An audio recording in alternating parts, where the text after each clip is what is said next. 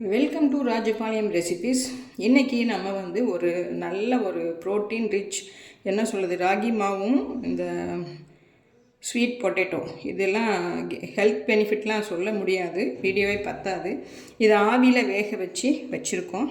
இது சரசூஸில் food product இருக்குது பார்த்திங்களா, அங்கே முளைக்கட்டின ராகி மாவு.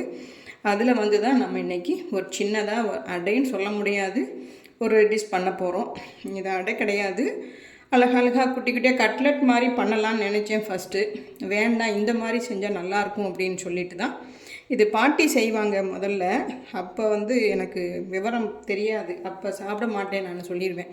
இப்போ பார்த்திங்கன்னா அதில் உள்ள ஹெல்த் பெனிஃபிட் பார்த்துட்டு தான் சரி நம்ம ஃப்ரெண்ட்ஸுக்கு இது ஷேர் பண்ணலாம் அப்படின்னு சொல்லிட்டு தான் வந்திருக்கேன். இது தேங்காய் கட் பண்ணி வச்சுருக்கேன். இந்த சாப்பரில் போட்டிங்கன்னா வெங்காயம் ரொம்ப அழகாக குட்டியாக கட் பண்ணி கொடுத்துருது. இதெல்லாம் தோல் எடுத்துட்டு நல்லா மசிச்சுட்டு வந்துடுறேன். அதுக்கப்புறம் பார்க்கலாம். இது எல்லாமே கலந்ததாக உங்களுக்கு குட்டி குட்டியாக வச்சுட்டு அது என்ன தொட்டு சாப்பிட்றோன்னா பட்டர் சாப்பிட்லாம், இல்லை தயிரில் தாளித்து சாப்பிட்லாம், இல்லை தேங்காய் சட்னி வச்சுக்கலாம். அந்த மாதிரி தான் இதுவும். உங்களுக்கு ஈவினிங் வேணாம், காலையில் இல்லை பிரேக்ஃபாஸ்ட்டு கூட நீங்கள் இது மாதிரி சாப்பிட்லாம். டெய்லி அந்த ரொட்டீனாக சாப்பிடாட்டி பொங்கல், சப்பாத்தி, பூரி அந்த மாதிரி சாப்பிடும்போது இதுவும் ஒரு நாளைக்கு சாப்பிடுங்க. உங்களுக்கு ரொம்ப நல்லது உடம்புக்கு. ஹெல்த்து பெனிஃபிட் என்ன சொல்கிறது அவ்வளோ இருக்கும். இப்போ சீசனில் நல்லாவே கிடைக்கிது உங்களுக்கு இது ஸ்வீட் பொட்டேட்டோ. அதனால தான் நான் குட்டி குட்டியாக கட் பண்ணி ஆவியில் வேக வச்சு எடுத்து வச்சுருக்கேன். இதெல்லாம் இப்போ க்ளீன் பண்ணிவிட்டு பார்த்துடலாம். இப்போ இந்த மாதிரி மசிச்சுக்கோங்க. இதை நல்லா மசிச்சுட்டு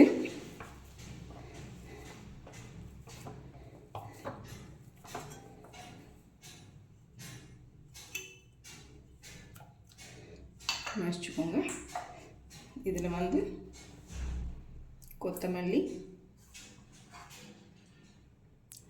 பச்சை மிளகாய், தேங்காயெல்லாம் இந்த மாதிரி பல்பல்லாக கட் பண்ணி வச்சுருக்கோம், அது போடுங்க.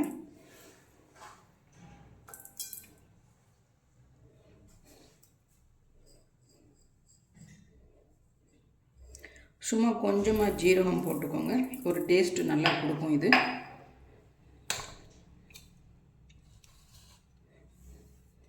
வெங்காயம் ஃபுல்லாக போட்டுக்கோங்க.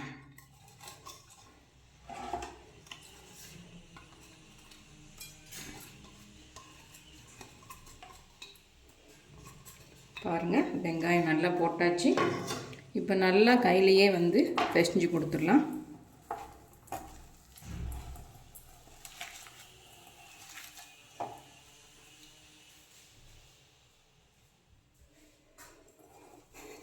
இதெல்லாம் போட்டால் நல்லா சாஃப்டாக, உடம்புக்கு ரொம்ப சத்துங்க. அதனால தான் நம்ம இந்த மாதிரி போட்டு பண்ணுறோம். இது நீங்கள் கட்லெட் மாதிரி கூட பண்ணி கொடுக்கலாம் குழந்தைங்களுக்கு.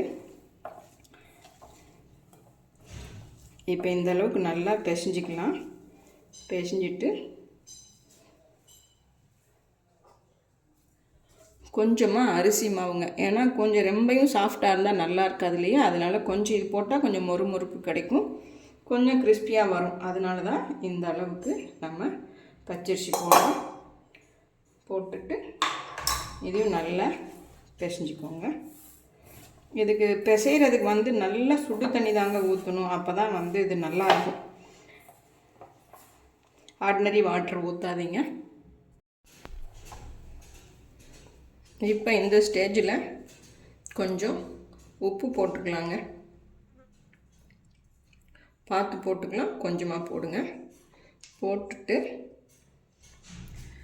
அந்த ராகி மாவு சொன்னேன் இல்லையா, முளை கட்டின ராகி மாவு, அது இந்த கப்பில் ஒரு கப்பு போடுங்க. போட்டுட்டு நல்லா எல்லாம் கலந்த மாதிரி பிசைஞ்சிக்கோங்க. பிசைஞ்சிட்டு நான் சுடு தண்ணி தான் ஊற்றுறேன், அதுதான் நல்லா உங்களுக்கு நல்லாயிருக்கும். அதனால்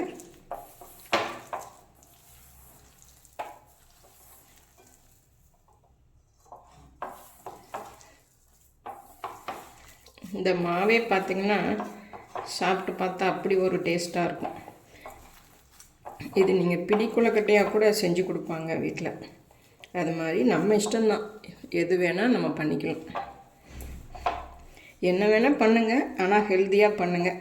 குழந்தைங்களுக்கு இந்த மாதிரிலாம் நீங்கள் லஞ்ச் பாக்ஸுக்கு கூட கொடுத்து விடலாம், சூப்பராக இருக்கும். ரொம்பையும் கெட்டியாகவும் இல்லாமல் ரொம்பையும் தண்ணியாக இல்லாமல் நம்ம அடை மாதிரி தட்டி குட்டி குட்டியாக தட்டி கொடுத்தீங்கன்னா ரொம்ப விரும்பி சாப்பிடுவாங்க. அந்த தொட்டு சாப்பிட்றதுக்கு பட்டர் வச்சு கொடுத்துட்டிங்கன்னு வச்சுக்கோங்களேன், ரொம்ப நல்லாயிருக்கும். அவ்வளோதான், மாவு பிசைஞ்சாச்சு. இந்த மாதிரி சப்பாத்தி மாவு மாதிரி நல்லா பிசைஞ்சிக்கோங்க. இப்போ மாவு உப்பு பார்த்துடலாம். பச்சை மாவே சாப்பிட்றலாம் மாட்டிருக்கு, அவ்வளோ சூப்பராக இருக்குது. ஏன்னா ஸ்வீட் பொட்டேட்டோ போட்டிருக்கோம் பார்த்தீங்களா, அதனால் ஸ்வீட்டு காரம் எல்லாமே இருக்குது. வாங்க இது எப்படி செய்கிறதுன்னு பார்த்துடலாம். இப்போ இந்த இலையை நல்லா கழுவிட்டு இந்த மாதிரி ஒரு நல்ல கிளாத் வச்சு துடைச்சிக்கோங்க. துடைச்சிட்டு இதில் எண்ணெய் தடவி குட்டி குட்டியாக நம்ம போட்டு எடுக்கலாம்.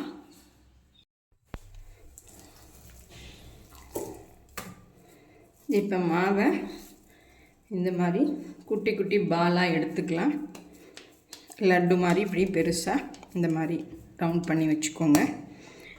இலையில் இந்த மாதிரி எண்ணெய் தடவிக்கோங்க. எண்ணெய் தடவிட்டு இதை விடையும் குட்டியாக கூட பண்ணிக்கலாம், அப்போ தான் நல்லாயிருக்கும்.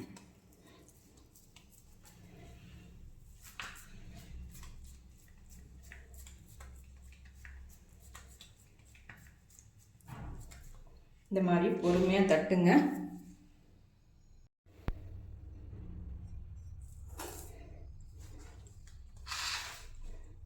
இந்த மாதிரி ரவுண்டாக தட்டிக்கலாம். இப்போ அடுப்பு ஆன் பண்ணிக்கோங்க. ஆன் பண்ணிவிட்டு இந்த மாதிரி ஒரு கடாய் வச்சுக்கோங்க. இதில் போட்டால் உங்களுக்கு ரொம்ப என்ன சொல்கிறது, இரும்பு பானாலினால இரும்பு பாத்திரம் ப்ரெஸ்டீஜில் தான் இது வாங்கினேன். ரொம்பவே நல்லாயிருக்கு இந்த பேன்.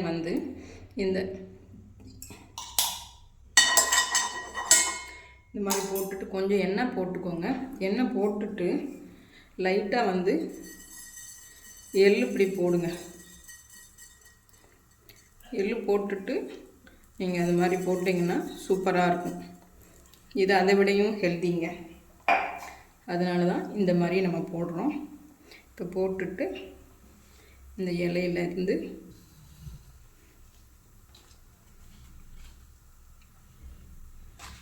இந்த பார்த்திங்களா இந்த மாதிரி வரும். எடுத்து இப்படி போட்டுருங்க. நல்லா மெல்லுசாக தட்டுங்க.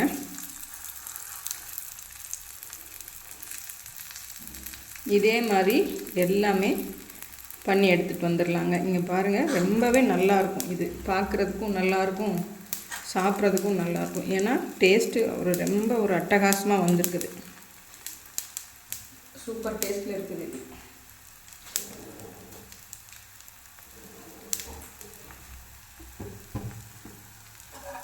இப்போ இந்த எள்ளு எல்லாமே இதில் நல்லா பொரியுது பாருங்கள்.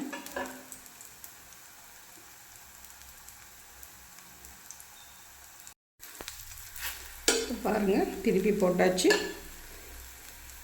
நல்லா ஒரு கிறிஸ்பியாக வருங்க. இந்த எள்ளு எல்லாமே இதில் படுற மாதிரி வச்சுக்கோங்க.